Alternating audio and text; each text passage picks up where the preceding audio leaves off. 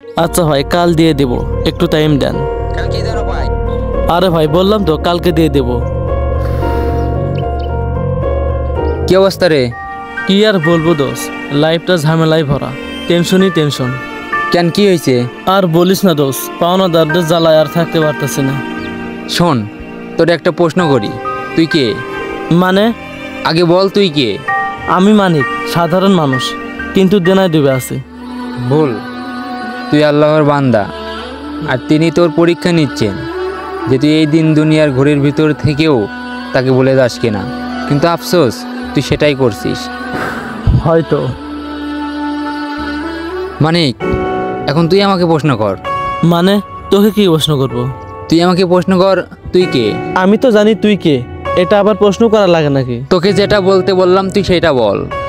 আচ্ছা ঠিক আছে, তুই কে? আমিও আল্লাহর বান্দা, তোর মতোই ভুল করি, কিন্তু চেষ্টা করি আল্লাহর কাছে ফেরার। তাহলে আসলেই আমাদের সবার একটাই পরিচয়, আমরা আল্লাহর বান্দা।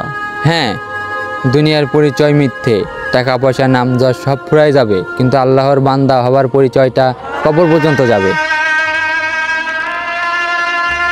মানিক, আদান দিচ্ছে, চল দোস্ত, আজকে আবার নিজের পরিচয়টা খুঁজে আনি। আচ্ছা ঠিক আছে বন্ধু, চল। যেদিন আমরা বুঝব আমরা কে আর আল্লাহ কে, সেদিনই আমাদের আসল শান্তি ফিরবে।